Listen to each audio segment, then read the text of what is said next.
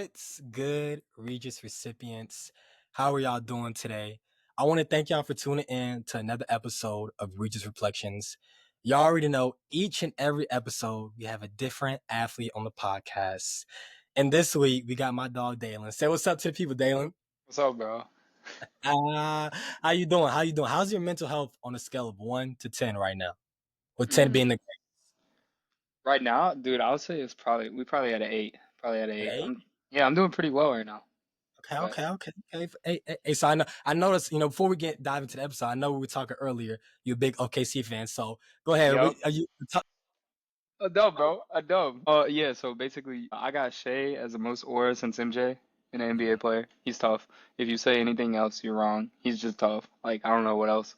What else you want me to say? And then yeah, man, I'm excited for the future. Think there's a lot more rings coming. Hopefully, I mean, there's some tough teams out west. Spurs kind of scare me a bit. But but we got Shea and we got Dub and we got Chet and we Got got the young, Sam Presti. So it's like, it's yeah, simple. yeah, It's got the youngest team. Got the youngest and best team. it's calm. Calm, calm, calm. So, Regis recipients, Dalen here is a member of the Notre Dame cross country team. He's a distance runner. So, Dalen, before we dive really into your Notre Dame and your sport, tell me just a little bit about yourself, where you grew up, what sports did you play growing up? Were you more into sports, academics, kind of your upbringing? Yeah, so I'm from Southwest Missouri, a really small town called El Dorado Springs. There's like 3,500 people. So Right. it's pretty like tight knit. I mean, everyone knows everyone. Everyone knows who I am kind of. So I mean, there's a lot of like good things that come with that and bad things too. You can't really like do anything or else everyone knows. But yeah, growing up, I played baseball, I played basketball, I played football. My parents encouraged me to try a little bit of everything. Mhm. Ultimately running stuck, obviously, but it wasn't my favorite. I really liked basketball and I really wanted to be good at it, but I'm pretty small, so didn't really work. And then, yeah, about like sophomore year, I quit every other sport that I played and just focused on running. And so that's where I am today, I guess. So, with you, you say you were growing up, you played a multitude of sports. Mhm. And what was that shift for you to really give your commitment to cross country rather than basketball and football? So basically, like sixth grade, I got a hernia, Mm. and so I couldn't play football.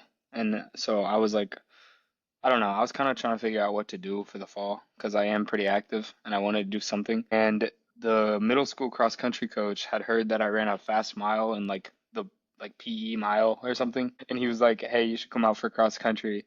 It's only a mile and a half, so it's not that much further." And I was like, "Fine." So I ended up doing that and then I was like placing pretty easy and I wasn't like really trying that hard, I guess. And so um Mhm. yeah, I was like, wait, maybe I'm pretty good at this. And then I did it the next year in eighth grade. I was still playing basketball at this point, not football any longer. And then I was good again in eighth grade. I was like winning races and everything. And so around like freshman year, still played basketball, but I had gotten fourth at cross country state as a Mhm. freshman. And so I decided after that winter, I would just quit basketball and just run all year round, see how good I could get. And Mhm. then I won state the next year, and then yeah, just kept running from there. So That boy, yeah, he's a track star. Okay, yeah, okay. we try. So how did it feel for you personally having to quit playing basketball and focus on cross country? You said you loved basketball and you tried cross country. How did it feel for you mentally, especially giving up a sport that you love, stop and giving that energy to a different sport? I mean, at first, I feel like it was, I don't know, it was a little weird because, like I said, basketball is my favorite sport. It still is. Like, I like playing it more than I like running, obviously, like most people do. But, um, yeah, I don't know. It was kind of weird. It was just like a weird transition. But then I think I knew in the long term, basketball wasn't really going to go anywhere after high school. And so I knew that um, if I wanted to like do a collegiate sport, it would be in running. And so sometimes you like have to make those sacrifices, and that was something for me. And so every time, I don't know, that I was like missing basketball or whatever, I would just remind myself of like the goals that I was setting for myself, or like, oh, you want to be like Division 1, don't you? And like, Mhm. not that you can't do that with playing basketball, but I mean, it's another 3 months of training that I could get to, I don't know, further push myself closer to those goals. So.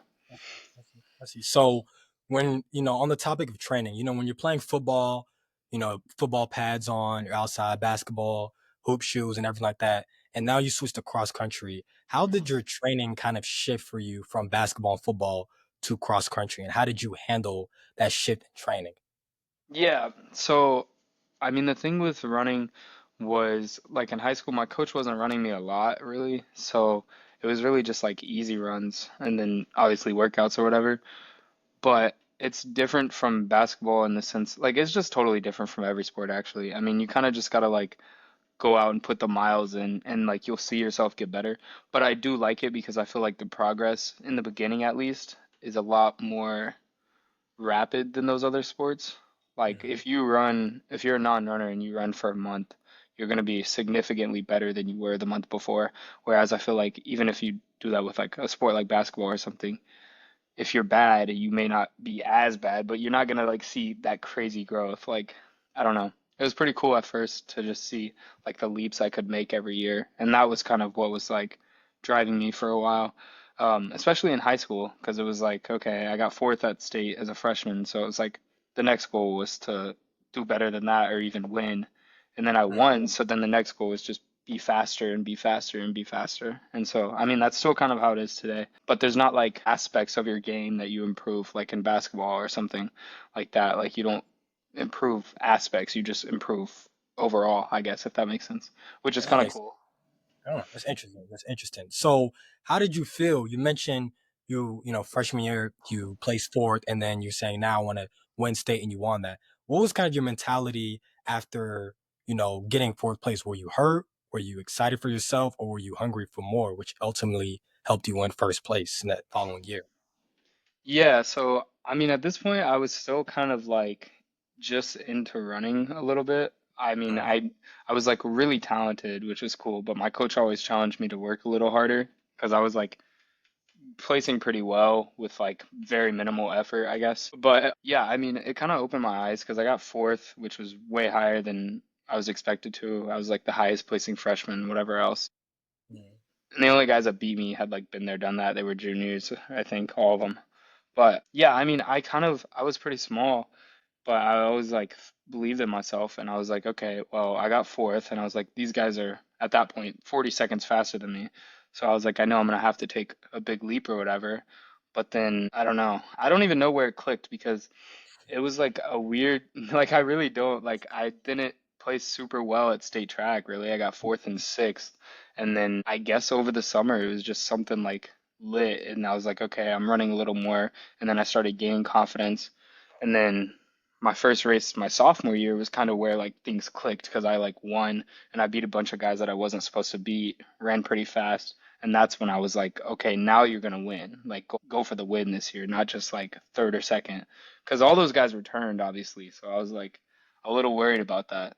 But then after I started seeing like the times I was running versus what they were doing, I was like, okay, I could beat these guys. All about elevation. I feel it. I feel it. Yeah. So, what was the point in your high school career, maybe at state practice or even winning? Was it that you felt that okay, I can take this to the next level. I could do this in college. What was that kind of that moment for you? Yeah. I would say it's a culmination of moments, honestly, Mhm. because it was just like a build up. It wasn't like I knew I was like good enough to run in college after my freshman year, but it was just a matter of what level I could run Mhm. at, I guess. And I guess really around junior year is where it really clicked. I won my first state track championship. We had COVID the year before, so I didn't have state track. So I went from like fourth, and then 2 years later I won, and I won like everything. I won the 800, the 16, the 32 and then I got sixth in the 4x8 with my team, and then we won state track as a team, which was weird, but like first state championship in our school's history. And I was running some pretty like good times, I guess. And so I started talking to some D1 schools then, and that's where I guess like that summer was where I was like, okay, this is like the turning point. Like this is gonna decide if you're gonna be like I don't know, D2 or like mid-level D1 or if you want to go to like an exceptional school, which is what ended up happening obviously, but that was kind of the difference was around junior year, I guess, the later part of it. So, And so, and then leading off that to recruitment, what ultimately led you to choose Notre Dame? Was it the academics? Was it maybe the coach, the environment? You're already in Missouri, so the Midwest isn't. You're kind of familiar with that. So South Bend isn't new. So was it maybe close to home? What was that feeling for you that made you want to continue and pursue your career at Notre Dame? Yeah, so I was actually really interested in Notre Dame, and it was like the only like super good school, I guess, that recruited me. It was kind of a weird coincidence. But I was actually, so I went on my visit to Notre Dame, and then I really loved it, obviously, like exceptional school. I liked the team a lot. They had just gotten second in nationals, and I was like, yeah, this is a place where I could go. Academics, obviously, excellent. But I was like, yeah, this is a place I could go and like grow and develop as a person and like really be challenged, not just like breeze through things. I don't know. I kind of like having, I don't know, having something to strive for, I guess, which some of these schools I was like, okay, I can go and be like top five immediately, but do I want to do that? Like, no, I want to like train with people that are better than me so that I can like bring the most out of me kind of thing. And Mhm. so went on a visit to Tulsa, though, the University of Tulsa, or I think it's Tulsa University. Either way, they were pretty good at cross too, and Mhm. they had like made an offer for me, and Notre Dame hadn't yet, and it had been like a month after my visit. And so I told like the Tulsa coach that I wanted to go there.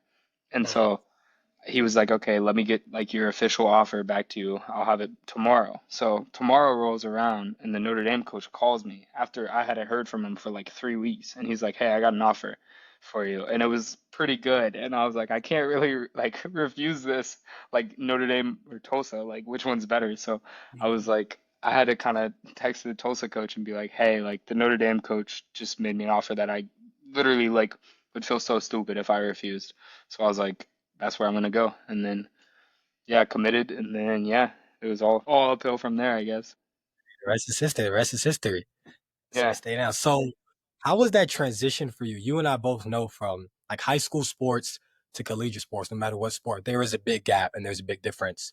And with you partaking in that, how was the transition for you from, running across country back home in Missouri to now being at Notre Dame with people who are also the top of their class, top runners as well? How was that transition for you, especially your first year? Yeah. I mean, it was obviously, yeah, it was a big step. It really was. Like, I remember going into the summer, I wasn't like, I was kind of struggling to hit the mileage that I was wanting to hit, or that my coach prescribed to me, which looking back wasn't that much. But I don't know. I was coming into college and I was just like struggling to hit it in the summer, I guess. And then, I mean, it was obviously weird. Like I had never had anyone to like train with when I was in high school, obviously, because I was a lot better than my teammates. I never had anyone like there to push me. So I was excited for that aspect of it, just to work out with people. But it's weird when you go from being the guy that everyone's trying to beat, and then you get in a race, and it's like your first college race, and there's like 20 plus people beating you every single race, if not more. And you're just like getting your butt handed to you, and you're like, dude, I have to make a jump somehow. Like this is like it's just like a different feeling. And it's not even like I was running bad. Like I was running good, and I was a better athlete. It's just it's another level, And so obviously that transition was pretty hard. But after the cross country season though, it began to get a lot easier, I feel like. It was just the first few months of getting settled in, kind of realizing what college is, getting in the routine of things pretty much. And then the winter went pretty smooth. I ran pretty well in like the mile indoors, and then outdoors went better than I was even expecting, and I ran pretty quick for a freshman. And so that's where it kind of clicked. And then ever since then, I've been fine. I mean, it's a jump every year in mileage or whatever, but you kind of get used to it and you get used to the grind. So, So when you were talking about that transition and how it is, you're looking at other people at your race and everything like that, and you're trying to catch up to them, and you're going through that mentally. How did you kind of overcome that battle? And was there anyone that you leaned on? Was it your coaches, teammates, family, or friends back home? What was kind mhm. of that mental aspect of you getting over that hump for you? It's a good question. Looking back on it, I think it was just, I don't know, it was a multitude of things. Like it was my parents telling me that they believed in me a lot. I had friends back home and it was like they wanted to see me succeed. So I guess like it's like a support group. Like everyone wanted to see me succeed, so I felt bad if I didn't succeed. And so it was kind of just like keep going, and like hoping that it'll pay off. And like I started seeing some things that I was like, okay, I am actually getting better, and I am like competing a little bit better with some of these guys. And so I mean, I definitely leaned on my teammates a lot. A few older guys I became really close with. One guy named Carter on our team, he was like a huge inspiration for me. He was an All-American that year in cross country and then indoors and outdoors. And he had made like a huge jump. And so I guess like looking up to him, seeing that like someone that was, I don't know, he was probably more talented than me, but someone that, I don't know, someone that wasn't super good his Mhm. sophomore year, he made like a huge jump, like 30 seconds off his 5K. So I was like, that's something that I want to do. And like having him there, seeing what he was doing, watching him, like he's been a leader since on our team since the day we walked in, pretty much. Like it was a new coaching staff too. And so we were all kind of new in it together. But Mhm. watching someone like that succeed kind of gave me motivation as well. And then also just the older guys on the team, they were super supportive. Like anytime you're like, dude, training's kicking my butt, school's kicking my butt, all these other things, they would just offer like their support, give you advice to help you through it, whatever else, help with homework, help with training. I don't know, just giving you confidence in yourself almost, which it's kind of nice. And then obviously my coach, he was just, I don't know, super supportive from the day I met him. He's like never really said anything bad about me, like to my face at least. I mean, I don't think he goes around talking trash on me, but it's like anytime I'm meeting with him, it's just like, I think you can do this, and I think you can do this, and I think you can do this. And Mhm. so when you have people telling you that, it makes you feel a lot better. And I mean, it kind of gets you out of your own head because you're like, if they believe in me, why don't I believe in myself, kind of thing. For sure. That sounds like you have a really good support system. I feel like Yeah. that's very valuable, regardless if you're an athlete or not. You need to have one in life in hmm general. So walk me through kind of your mindset. You just finished high school. You're at Notre Dame. It's your first college meet. And you know what I'm saying you're up to the rate, you're up to the line, everything that you're looking around. What is going through your mind that first college meet? What are you feeling? What are you thinking? Yeah, I guess before, I mean, I'm a pretty confident person. So before the meet, I'm sitting there like thinking, oh, I'm gonna go try to win this. Like, it's my time. I'm a lot better than I was, whatever it may be. Just like hyping myself up like any other race. And then Mhm. we're like 2K into this race, 3K into this race, and I'm getting dogged. And I'm like, this is hurting bad. And so that's where it starts shifting, and you're like, oh, yeah, this is college running now. Like, this is different. And so. Yeah, I don't know. I got like 15th in this race or something. But So when you like, finish 15th place, what was your mindset? Like, oh, I need to get better? Or is it like you said, you're welcome to the league moment, or were you hurt at all? What was kind of that at that point when after it was finished? yeah, I wasn't hurt because it was like a K and I had like PR'd in the 5K en route to the time I ran or something. But it was like a realization like, oh, I need to get better. Like I'm not what I guess I thought I was at that point. And it was like, yeah, this I'm gonna have to work at this. Like these guys are kicking my butt and this isn't even like the real competition yet. And so that was where I kind of realized like, yeah, I need to be consistent. I need to do these things. Like, yeah, I don't know. That was kind of how I felt. I wasn't like mad or anything because I thought I ran pretty well, but that's what I was saying earlier. It's like you think you run well and you're getting your butt kicked still. So it's like, how do you overcome that kind of thing? And like I said, that just really goes back to like the support group that I have.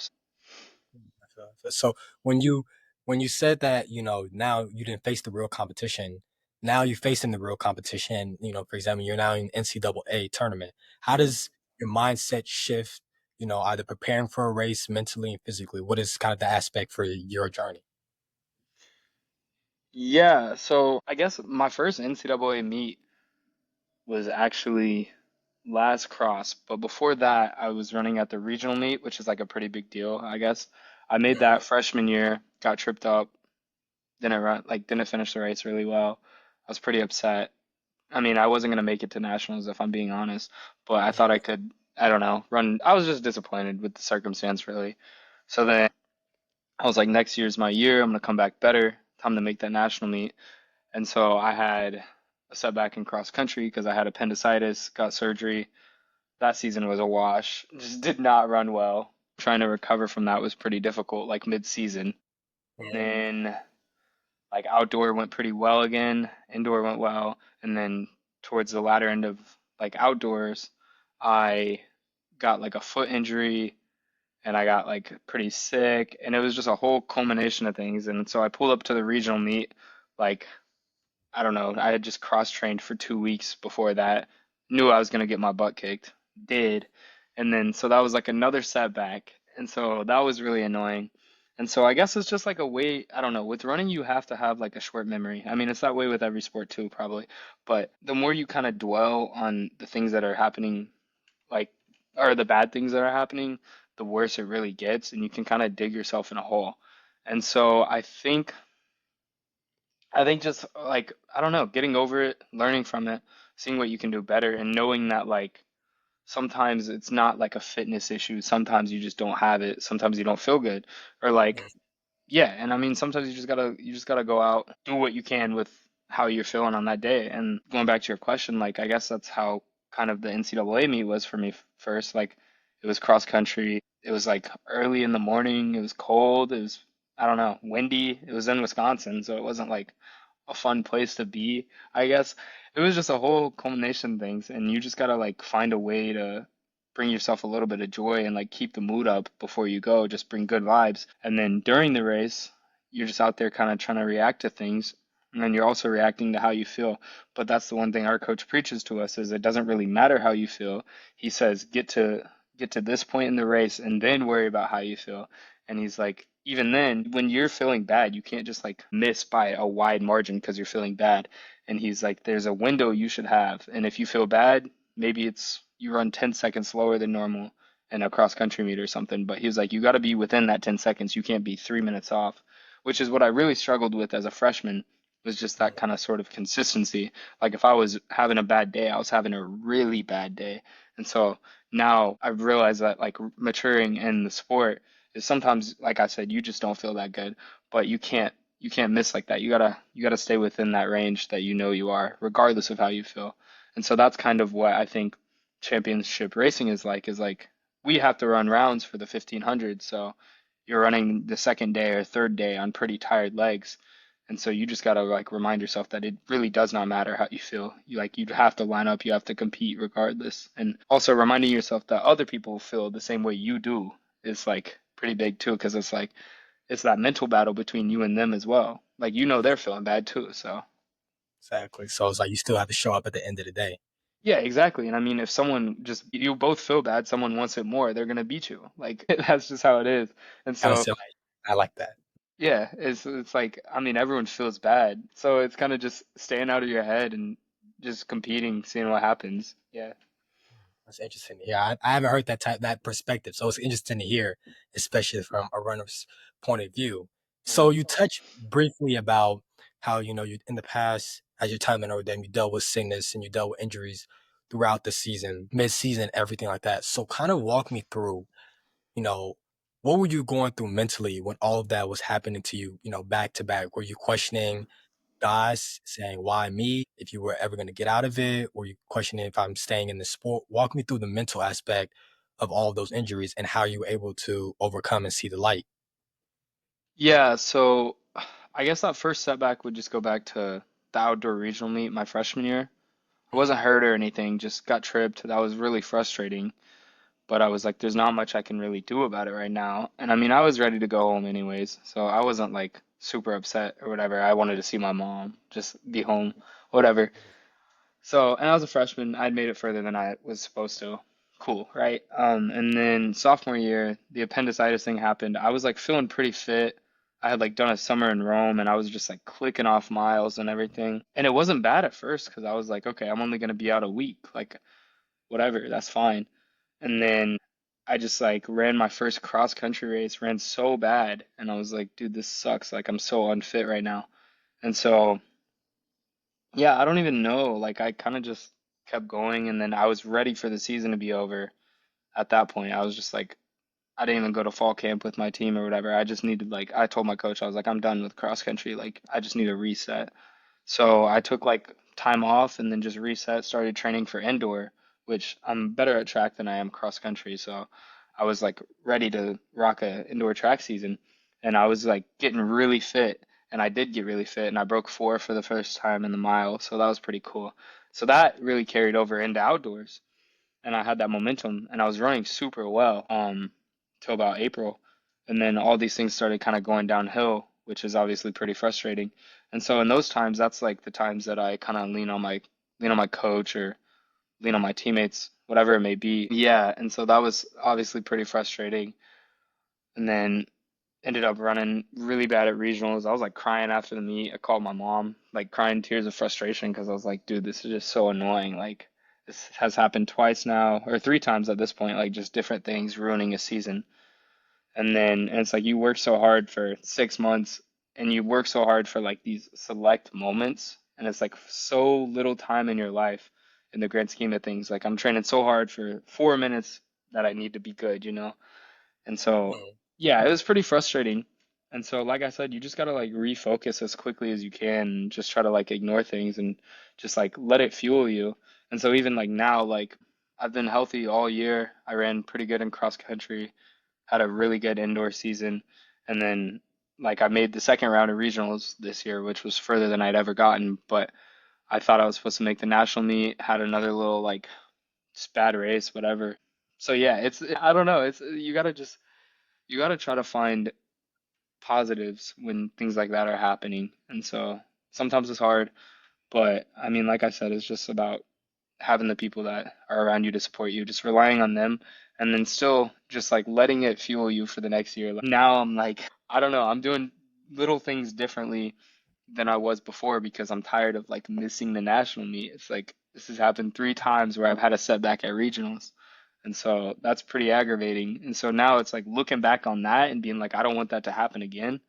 And then also just like, how can I make sure that doesn't happen again? And it's like improving this aspect, whatever it may be, like recovery, sleep, hydration. And now it's like, yeah, just use that as fuel. That's how I see it. that's good. That's good. I like how you say you learn kind of from all your setbacks, and you kind of have your eyes set on the prize for this year. Hmm. I love the aspect of how you're carrying yourself, and it's sad about the injury as well. But I'm glad, and I'm praying for health and wealth for Yeah, this thanks, upcoming. bro. Being a D1 athlete and being a student at University of Notre Dame, you and I both know Notre Dame, very big academic rigorous school. They demand a lot from us day in and day out. But for you personally, on top of that, you're a Division 1 athlete. So how do you balance both academics and school, or academics and sports at the same time? Yeah. I mean, this is gonna be a really bad answer, but like, I don't really care that much about school, if I'm being honest.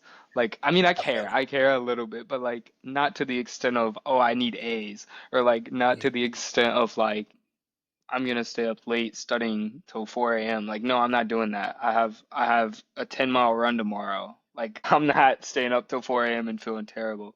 So, I mean, I guess for me, the big thing I had to learn was a little bit of time management. So now when I get my schedule for the fall, or I get my syllabus for every class, I'm gonna go through and just put everything on Google Calendar, like do it the night before.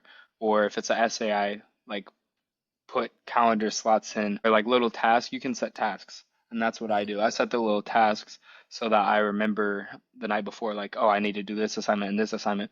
And it's also nice because you can like check them off, so you like see all the progress, and then it's like really nice when you get to a day where you have nothing because you're like, yeah, I'm all caught up, whatever it may be, you could just chill. And so that actually helped a lot last semester. Last semester was my best academically while I've been in college.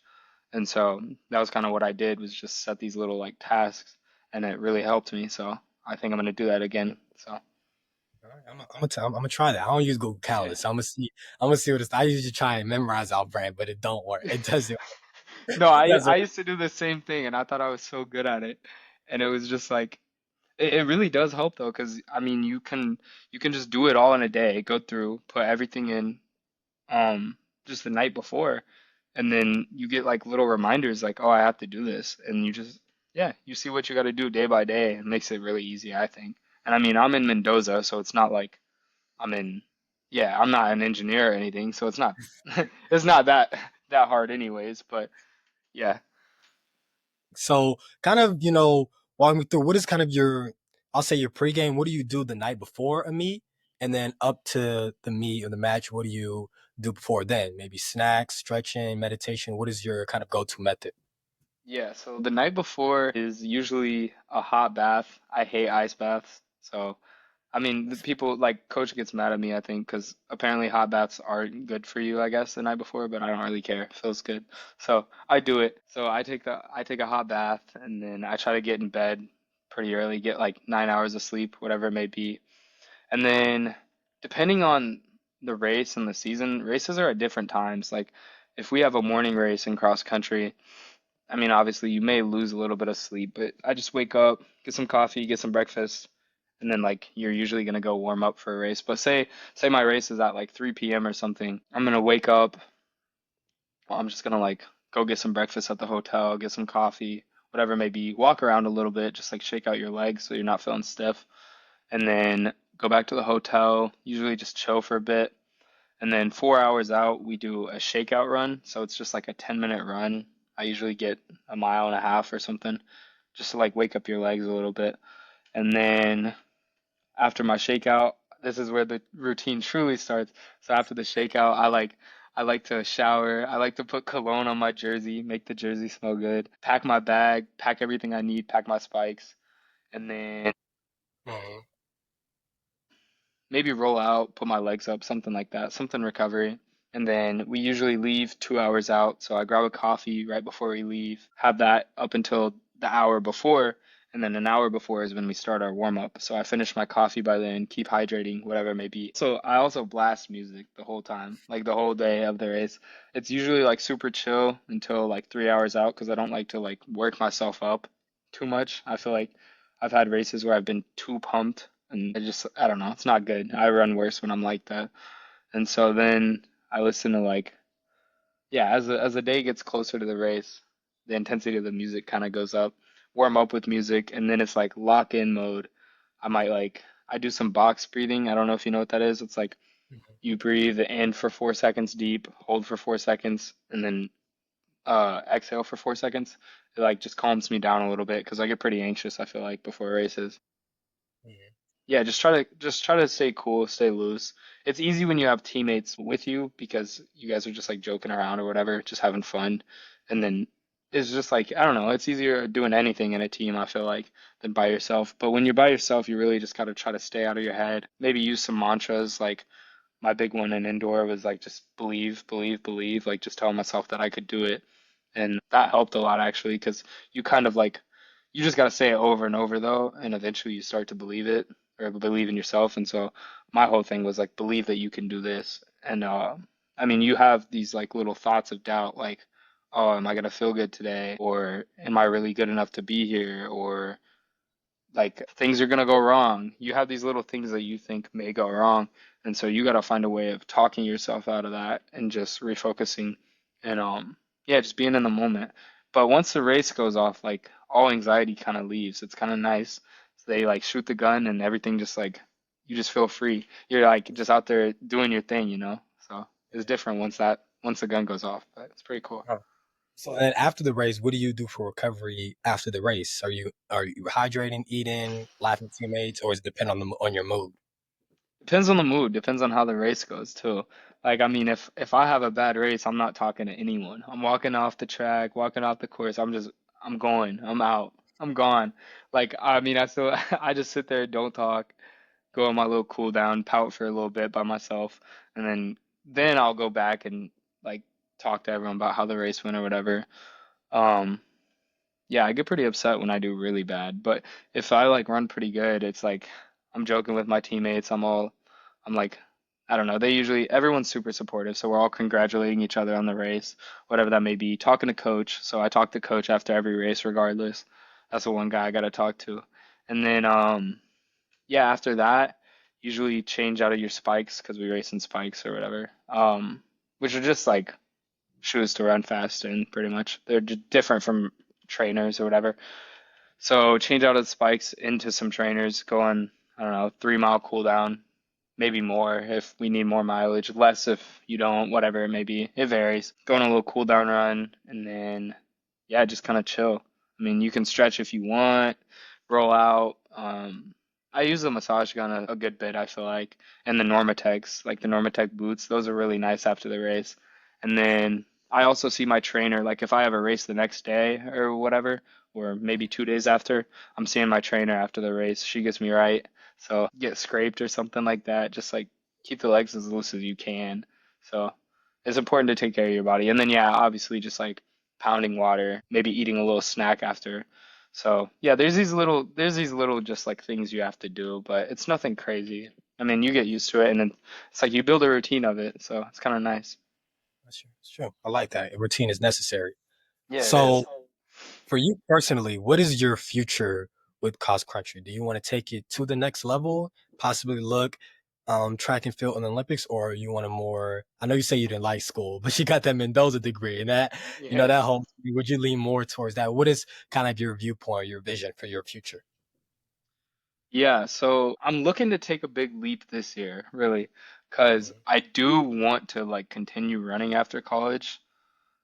And so I know that to do that, I need to fix a few things, just be better about a few things too, like be better about sleeping, getting 9 hours, whatever it may be. Just things like that I can fix to push me towards that trajectory. So I do want to continue running, but I also know that sometimes, I mean, that's not the way the world works. Like we don't always get what we want. And so, like I said, I do have that Mendoza degree though, or I will. So that'll help me, I'm hoping. So yeah, I mean, if running doesn't work out, it's not like I'm gonna be like super distraught, but yeah, I mean, I can thrive in the real world and do other things like I want to lift or I want to bike after college or after I'm done running at least, just things like that. So it's like, yeah, I mean, you just gotta, I guess with running, you gotta just see how it's gonna go. Like basketball or whatever, you know, out of high school if you're gonna go pro, probably like Yeah, pretty that's true. easy. Whereas running, like, you have no idea because you can make a huge jump. You could get a lot worse. You could get, I don't know, you could be on the fringe and like maybe go to a small pro team. There's a lot of little opportunities like that. So, I mean, yeah, I'm not gonna count it out ever. So, until I'm done for sure. True. Have a dream, have a vision. Yeah. Well, look, I guess personally for me, what would be some advice you would give to people on running? Would it be for breathing techniques, or little secrets to be Hmm. better at running? Because what's some secrets? Y'all's from the south. Yeah, I guess the big thing with running is just consistency, if I'm being honest. Like Mhm. the best runners in the NCAA are the ones that are the most consistent. And whether that's with training, like everyone in the NCAA is consistent with training most of the time. Like I mean, you it's built into your schedule. Like you can't just not go to practice. So it's like that stuff. But then there's also the other like lifestyle aspects that you need to be consistent in to make these jumps. If you're just like going for runs, your main thing is just like getting the runs in, and just like Yeah, staying with it. Because it's very easy to run for a week and then be like, oh, I'm gonna take a day off, and then sometimes a day turns into two, two turns into a week, and by that time it's like you're back out of it. So that's the exactly. main thing is if you really want to improve, you just got to stay consistent with it and just do it on the days you don't want to. And I mean, there's days that like we don't want to run. Like I'm not looking forward to waking up at 7 a.m. every morning to go run in the like 90-degree weather. Like that's not fun. But Mhm. it's just like you gotta stay focused on the goal you have and you gotta like just work towards it. And on the days that you don't want to run, oftentimes those are like the most rewarding runs that you have because then you finish and you're like, yeah, I did this and I feel good now. And like, I didn't want to do it, but it's like nice knowing that you like stuck through it. It's like any other thing. Like, it's nice to know that you persevered through something. And so that's the main thing is just, I guess, having that like perseverance and just being consistent with it and doing it on the days you don't want to. So. My whole life That's is what I would say. consistent. Yeah, yeah, exactly. SGA, exactly. You gotta have consistency within different lifestyle aspects. So Hey, MVP. He's fine. I gotta really listen to Shay. Shay really be spitty. He's a he's right, poem. bro. It's all about consistency. I mean, that's how most things are in life. Like, you're not gonna get better at math if you're never doing it, or like they say that with languages. Like, if you're learning a new language and you just stop speaking it, like it may be pretty hard to pick up again. He's like But yeah, a pastor preacher. You preaching now. You preaching. I know, bro. We just out here spitting. I feel this has been good. It's good. So, one final question before we wrap things up here, Daelen. What advice would you give to the listeners and the viewers out there on their mental health journey?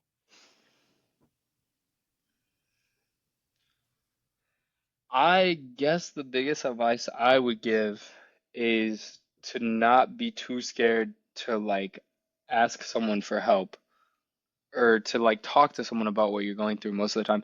Because I feel like, especially when I was younger, coming into college, I thought everyone at Notre Dame was so much different than me. I have a different background than I feel like the traditional Notre Dame student. I'm not gonna get into that, but like it's just a whole thing like that. And so I was like scared to reach out to my teammates when I was like struggling with something because I was like, these kids haven't gone through anything. And like that's never true. Like everyone has gone through something. And so finally like maturing and realizing that made it easier for me to want to seek help because I saw this teammate was vulnerable with me. Like I've seen things they've gone through. Like it made them feel like I don't know, it connected me on a personal level with these people that I never like thought never thought about really. So I guess just realizing that everyone's been through something and that we can all like kind of help each other is the main thing for me. And just yeah, not being scared to ask for help from people. I'm very stubborn and I hate asking for help, and I oftentimes think I can just do anything I want by myself. And so that was where I don't know, going through a few struggles kind of like helped me realize like, hey, this really sucks if you just like do it alone. And so having those people that you can actually speak to is really helpful. And so I think, yeah, just not being too stubborn to ask for help is a huge one, especially for men. I definitely think like the culture we're raised in kind of tells us like, don't cry, don't ask for help, just like bottle things up. And I feel like that's actually like the worst thing you can do. So I would say don't do that. Literally, literally, the whole message behind this podcast that it's okay, let it to not be okay. You spit facts. Yep, yep, exactly. And so I feel like just yeah, and having I mean if you like are big into faith, I feel like praying helps you. I don't know, it brings some peace in your life at least. And so I feel like that's what the main thing is, I guess, when you're going through mental health struggles, is just like trying to find peace. Because I know like a lot of times it's just like it feels like you just fighting battle after battle after battle, and like that's exhausting and just digs you in a hole. So yeah, trying to find a way out of that as quickly as you can is really important. Amen, brother. Amen. Well, Regis recipients, y'all heard it from my dog, Daelen, right here. Daelen, thank you again for taking the time out. Come on the podcast, share your story, drop your Yep. gems. We wish you a healthy upcoming season, will prosper. Any last words? Yeah, no, just thanks for having me on. It was fun. So, Of course, of course. Spread the message, spread it to all athletes. Regis yes, recipients, sir. remember, it's okay to not be okay. It's your boy JD, and I'm out.